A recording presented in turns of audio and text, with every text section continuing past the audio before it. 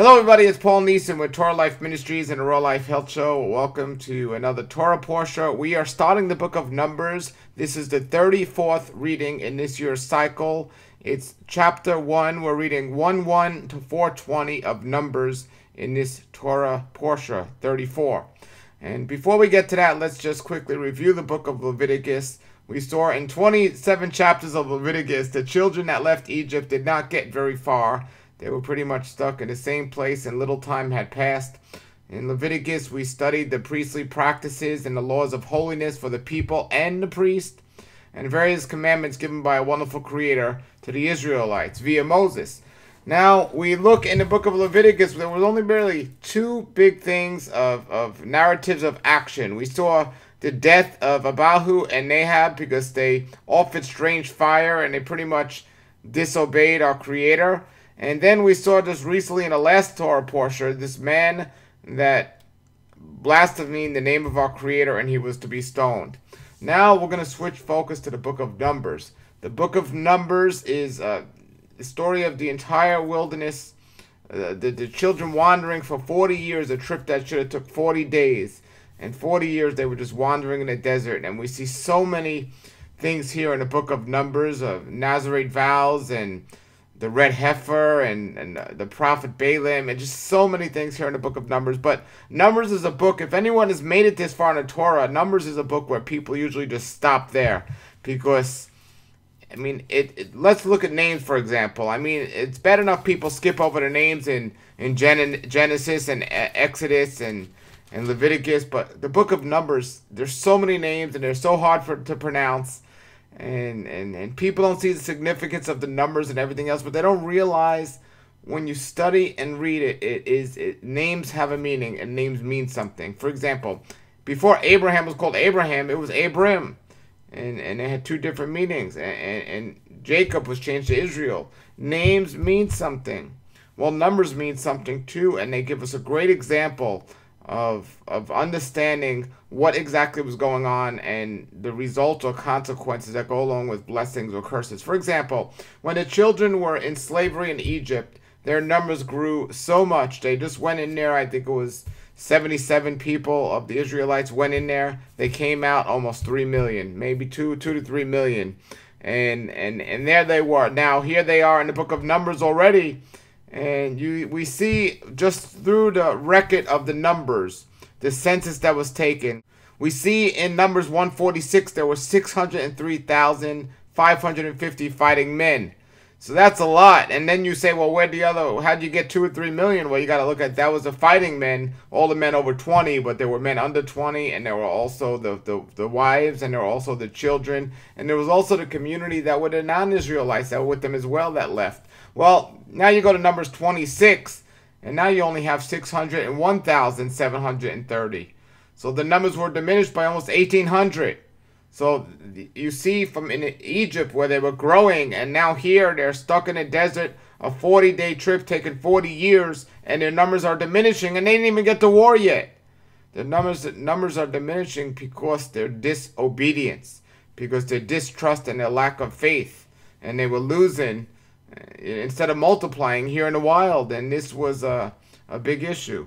Well, we're up to the book of Numbers, and it's called in Hebrew Bidmar or Bidmar, and you're going to have to excuse me when I pronounce the names in this Torah portion. I do have a version that's going to use the names for what they are, and I don't pronounce names in English, let alone pronounce them in Hebrew, so I'll do my best, but just bear with me if I don't pronounce it the correct way. And remember the significance of not just looking over the names. And I might say, well, in this chapter they did a couple of things, and I might not go over every single name.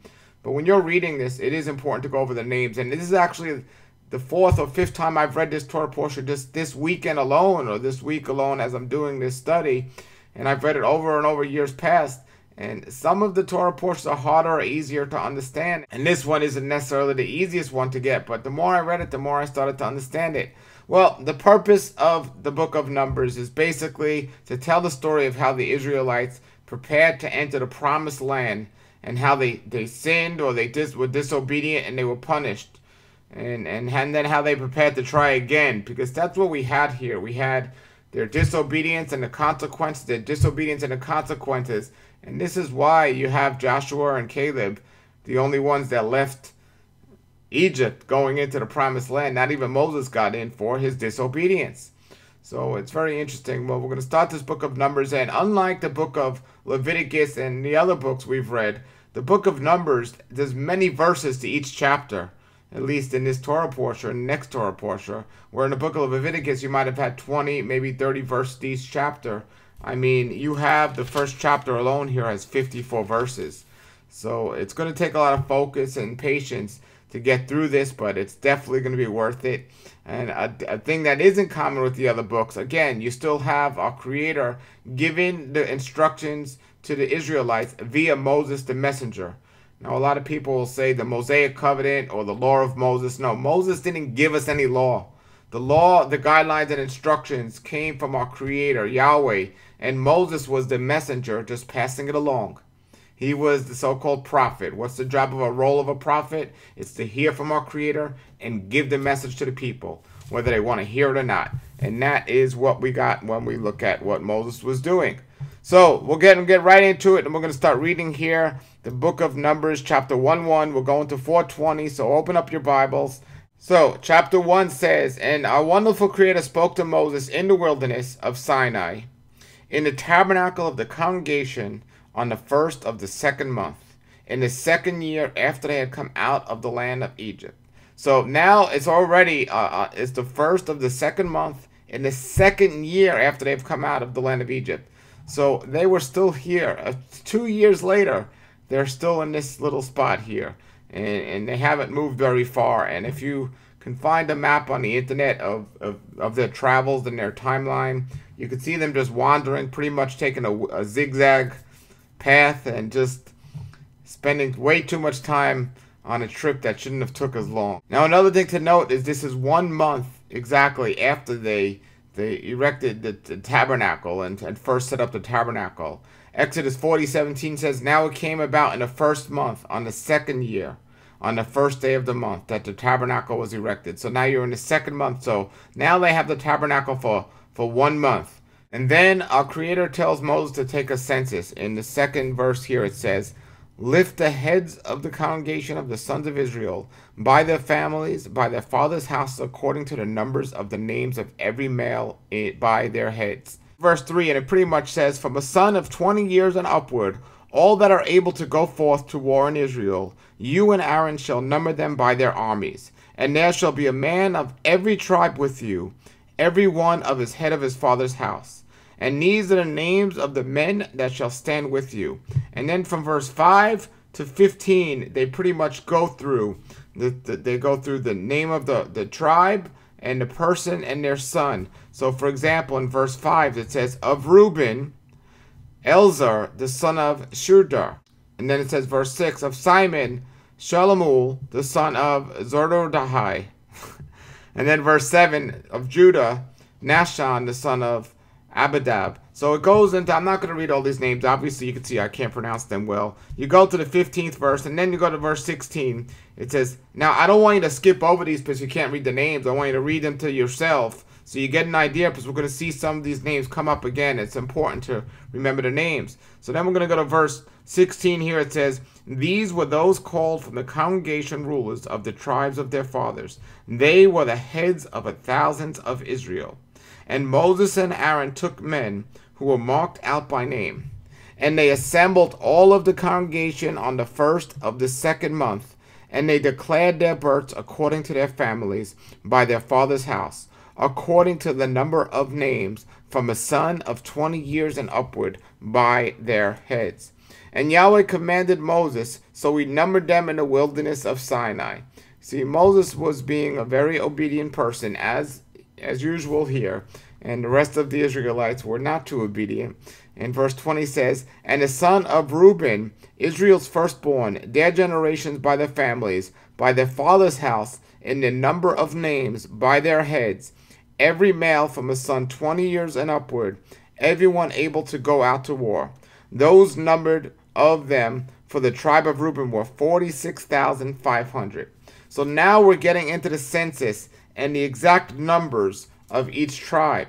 And again, it's important to have a good idea of the numbers. So even though I'm not going to go through all of these different numbers of every particular tribe, when you're reading your scriptures, please read, don't skip over the numbers, and keep in mind the numbers. Maybe even on a separate paper, write it down, because that would be possibly very helpful as you start reading more in the book of Numbers, to get an idea of the organization that our wonderful Creator has. And look, folks, when things are organized, things get done. When things are disorganized, things don't get too done. And I would say that the first organized, I don't want to say religion, but the first organized spiritual group was right here in the book of Numbers, as they in organization and following the directions of our wonderful Creator, put their tribes around the tabernacle.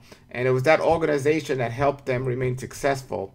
We see as an example in Scripture, anytime there's disorganization, that they either lost the war or they were just demolished completely. Their tribes were gone. And the Israelites had the organization, so this is one of the reasons why they were so prosperous and so successful in many of their different wars. But the organization wasn't of their own. It came from our Creator, who taught them this organization.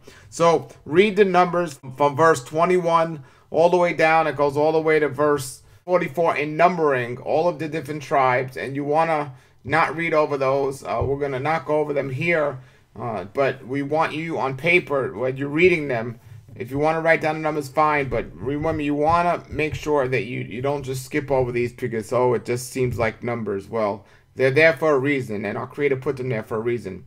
Verse 44, we'll go down, says, "These were numbered, whom Moses and Aaron numbered, and the rulers of Israel being 12 men, they were each one of his father's house.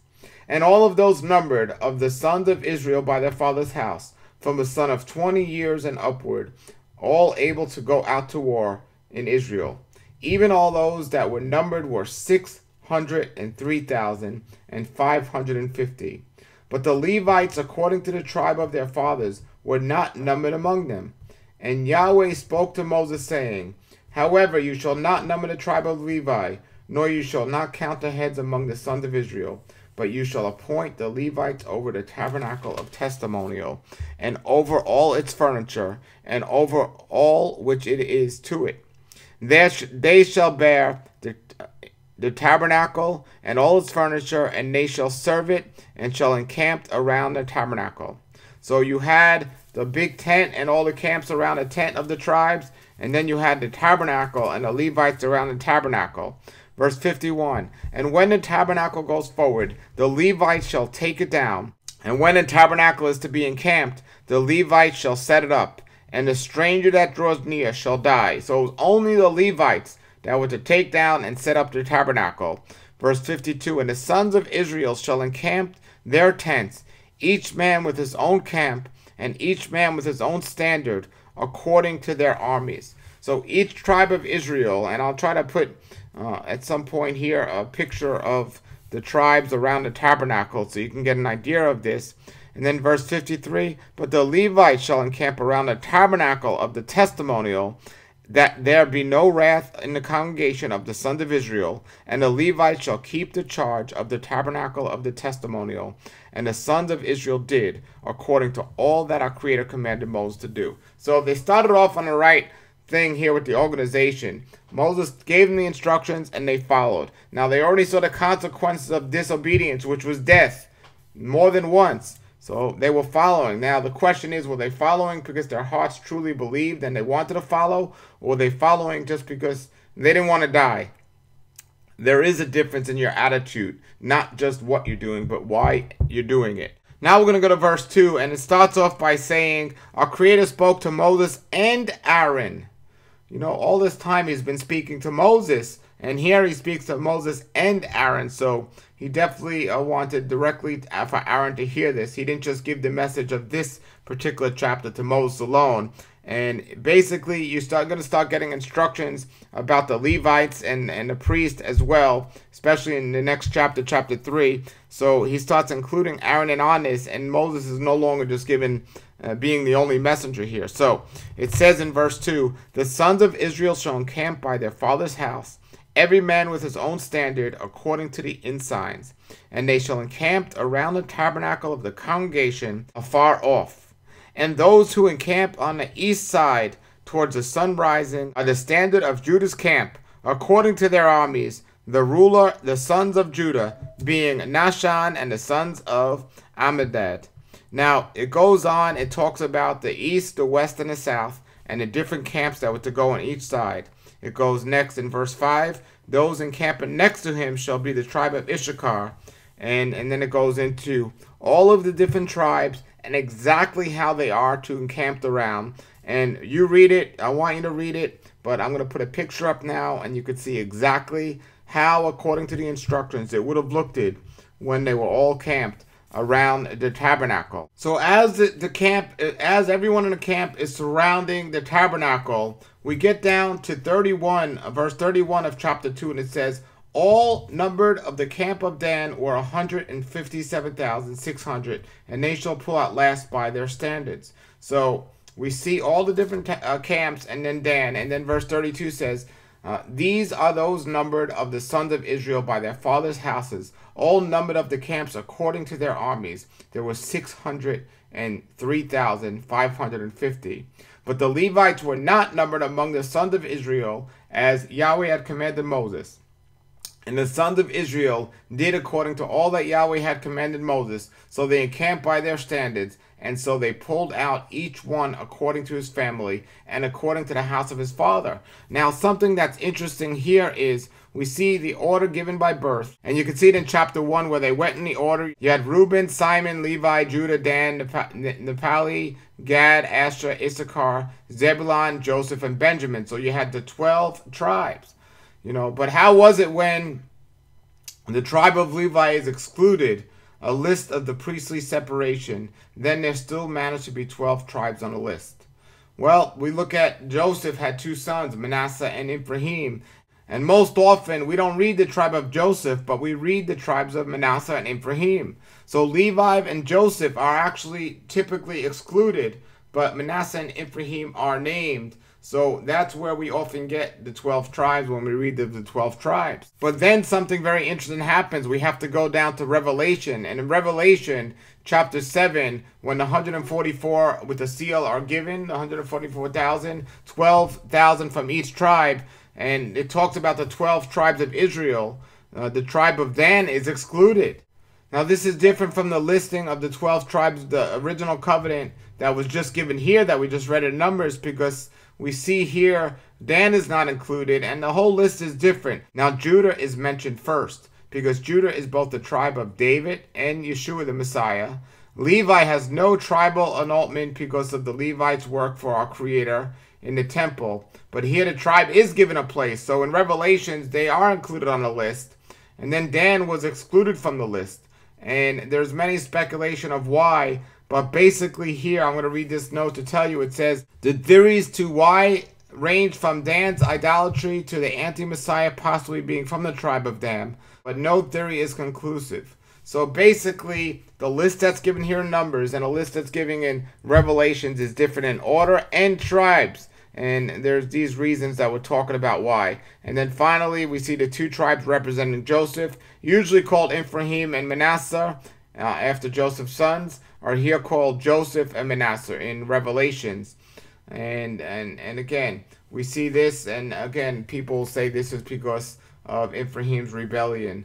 But these are theories, but you can see the story in Genesis 49 of the beginning of the 12 tribes.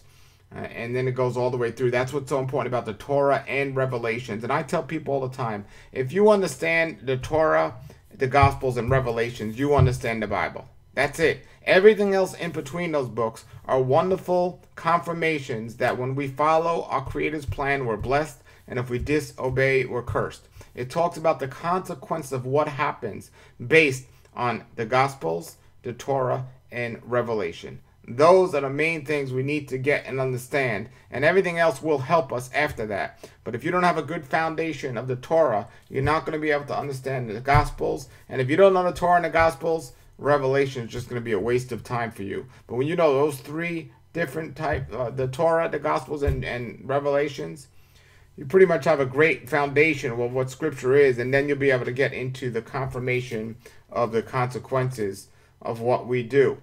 Now let's go here to chapter 3. And in chapter 3, we're going to get into the generations of Aaron and Moses.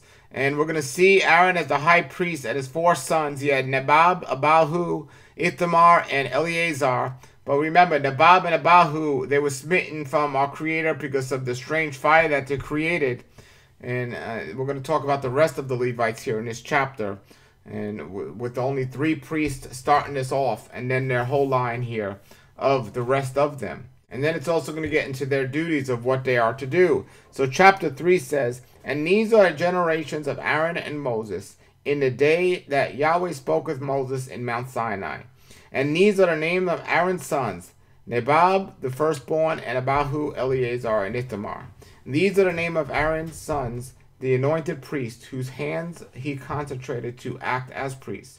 And Nadab and Abihu died before Yahweh in the wilderness of Sinai, for bringing strange fire before Yahweh, and they had no sons. And Eleazar and Ithamar acted as priests in the presence of their father Aaron. And Yahweh spoke to Moses, saying, Bring the tribe of Levi near, and you shall cause it to stand before Aaron the priest, and they shall serve him, and keep his charge, and the charge of all the congregation before the tent of meeting, to do the service of the tabernacle. And they shall keep all the vessels and all the tent of meeting, and the charge of the sons of Israel, to do the service of the tabernacle. And you shall give the Levites to Aaron and to his sons. They shall be given to him out of the sons of Israel. And you shall appoint Aaron and his sons, as they shall keep their priesthood. And the stranger who comes near shall be put to death. And Yahweh spoke to Moses, saying, And I, behold, have taken the Levites from the midst of the sons of Israel, in the place of every firstborn, opening a womb from the sons of Israel, and the Levites have become mine. For every firstborn is mine, from the day I struck every firstborn in the land of Egypt. I have set apart to myself every firstborn in Israel, from man to animal. They are mine.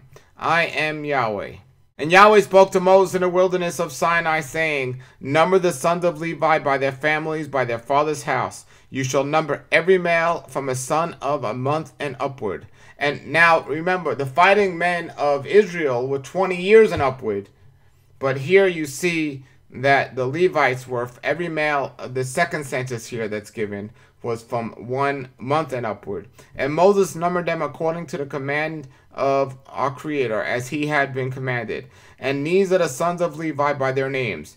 We had Gershon, Kohath, and Merari. So these were the sons of Levi by their names. So we have these 3 sons. And these are the name of sons of Gershon, and the families of Limai and Shami. Now we start seeing how the priests started to grow, and this is a great example of Israel started to grow, and they were increasing. But remember, at the same time, they would be decreasing, and there's a reason for all of this. So we start seeing here the Levites, and then we see the sons of Korath by the families Aram, Israel, Hebron, and Uzziel. So he had 4 sons, and the sons of Merari by their families, Mali and Mushi, and they were the families of the Levites by their father's house. So we had 2. And of Gershon is the family of the Lebanites, and the family of the Shemites. These were the families of the Gershonites.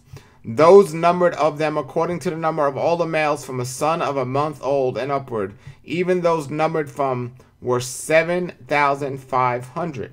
The families of the Gershonites were encamped behind the tabernacle westward. The ruler of the fathers of the house of the Gershonites were Elispath, son of Lael, and the duty of the sons of Gershon in the tabernacle of the congregation was the tabernacle, and the tent and its coverings, and the veil, and the door, and the tabernacle of the congregation. So now from verse 325 and going forward here, they're going to give each one of the sons a job of what to do with that tabernacle. And you had to stick to your job. We go, and it goes on. Everything from the hangings to the furniture to the pieces to the Holy of Holies, everything had its own particular tribe to touch those things and do with those things. And then it said what side of the tabernacle they were to march up on and be against. Now we skip down to verse 39, Numbers 3:39. It says, all numbered of the Levites whom Moses and Aaron numbered, the month of Yahweh, by their families, all the males from a son of a month and upward were 22,000, even 22,000, that's it. And Yahweh said to Moses, number every firstborn male of the sons of Israel from a son of a month and upward, and take the number of their names. And you shall take the Levites for me. I am Yahweh, instead of every firstborn among the sons of Israel, and the cattle of the Levites instead of every firstborn among the livestock of the sons of Israel. Now remember, this is now the Levites, because the sons of Israel, they didn't want to hear Yahweh's voice. They wanted Moses to be the one that was going to tell them what they had to do. They had their opportunity, but now the priests are the priests. And Israel's Israel. So you have the set apart, and then you have the set apart of the set apart. Verse 42. And Moses numbered, as Yahweh commanded him, all the firstborn among the sons of Israel. And all the firstborn males according to the number of names, from a son of a month old and upward, those numbered of them were 22,273. And Yahweh spoke to Moses, saying, take the Levites instead of all the firstborn among the sons of Israel, and the cattle of the Levites instead of the cattle, and the Levites shall be mine, and I am Yahweh. And from those redeemed from the 273 who are more than the Levites of the firstborn of the sons of Israel, you shall even take 5 shekels apiece. By the head you shall take by the shekel of the sanctuary 20 gerhers to the shekel. And this was the money that they had to pay to the redemption for the extra Israelites more than the Levites here. And you shall give the silver to Aaron and to his sons of the redeemed over and above among them.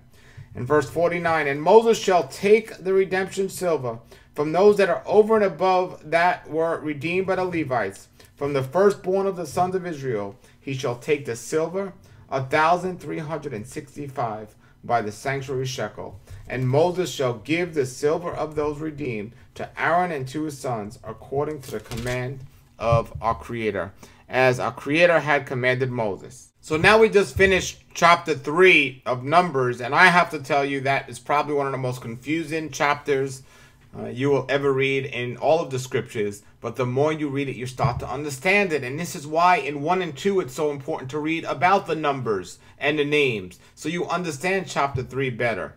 And all I could say is I could tell you it over and over again, but until you read Numbers 1 and 2 and focus and concentrate on it, then you could start to understand verse 3 of Numbers. And also you need to read the whole book of Leviticus to find out what the set apart truly is all about, and why the Levites are the priests and their functions, to understand chapter 3. So I'm telling you folks, don't just skip over it. Read it, because it is going to set up a lot for what's coming here in the future. Now we're going to read the last chapter of this week's Torah portion. We're not even going to get through the whole chapter. We're going to go up to verse 420. But we'll start off here in chapter 4 of Numbers. And Yahweh said to Moses and to Aaron, saying, lift the heads of the son of Kohath from among the sons of Levi, by their families and by their father's house, from a son of 30 years and upward, even until 50, all that enter upon the service to do work in the tent of meeting. This shall be the service of the sons of Kohath in the tent of the congregation of the Holy of Holies. Aaron and his sons shall come in when the camp pulls out, and they shall take down the veil of the hanging, and they shall cover the ark of the testimony with it. And he shall put a covering of dung and skins on it, and he shall spread a garment entirely of blue on top of it, and shall put it on its staves. Now, I don't know why it was these particular skins, and I don't know why it was a blue, but that was what our Creator gave. That was his instructions, and we are not to ask or to follow, and that's exactly what Aaron did and his sons did. Verse 7, and they shall spread the blue cloth on the table of the showbread, And they shall put the dishes and the spoons, and the bowls and the cups of the drink offering, and the continual bread on it. And they shall spread the cloth of the scarlet over them, and they shall cover it with a covering of dungan skins, and shall put it in its steves. And it shall take a blue cloth, and shall cover the menorah of the lamp, and its lamps, its tongues, its fire pans, and all its oil vessels, with which they minister. And it shall put on it the vessels of the covering of dunskins, and they shall put on it on the bar. And it goes all here, what they should cover and how they should do it. And then verse 15 says, when Aaron and his sons have finished covering the sanctuary, and all the sanctuary vessels, as the camp pulls up stakes, then afterwards the sons of Kohath shall come to bear, and they shall not touch the holy thing, that they may not die. These are the burden of the sons of Kohath in the tent of meeting. And the oversight of Eleazar, the son of Aaron, the priest, shall be the oil of the lamp, and the sweet incense, and the continual food offering, and the anointing oil. He shall oversee the tabernacle and all that is in it, and the sanctuary and its furniture. You see the order that's there. You had the order amongst all of Israel, and especially with the Levites. There was a reason why things needed to be done this way. It might not make sense to us, but our Creator said it, so we do it, and we don't find out the negative consequences for disobedience. Verse 18, do not cut off the tribe of the families of the Kohath from among the Levites, but do this to them, and they shall live and not die as they draw near to the Holy of Holies. Aaron and his sons shall go in and shall appoint to each man to his service and his burden. And they shall not go in to see when the holy thing is covered, that they may not die. Our Creator wants to rescue us and save us. He doesn't want us to succumb and live a shorter life than we have to. It says over and over again, the wicked's life are cut short because of their wickedness. Wickedness is sin, and sin is transgression of the instructions of our Creator. If we follow His instructions, His plan for us is for a future and a hope. We need to read that as we came to the last verse here in this week's Torah portion. Now this week's Torah portion stops abruptly in the middle of chapter 4. And we're going to pick up next week in Parasha 35, which is going to be 4:21 to 7, 8, and 9 of Numbers. 4:21 to 7, 8, and 9. But before we get there, everybody read over and over again this week's Torah portion so you understand it. And then when you meet together with people on Shabbat, you can discuss it or at least understand what they're saying. If you have any comments or questions, feel free to post them below the videos and we'll get to them as well. But this is such a foundational teaching that came in these last Torah portions, and I can't do it justice and just read it and give it to you. I need you to read it over and over again, and it's not that long. Read it again and you'll see some more things, and put those comments and questions below the video and let us know your thoughts as well. Alright, thanks for checking out this week's Torah portion, and until next week, have a great Shabbat and Shalom Shalom. Come out of the world, oh my people, seek the truth, avoid the evil, learn Yahweh's ways, Torah Life Ministries. Come out of the world,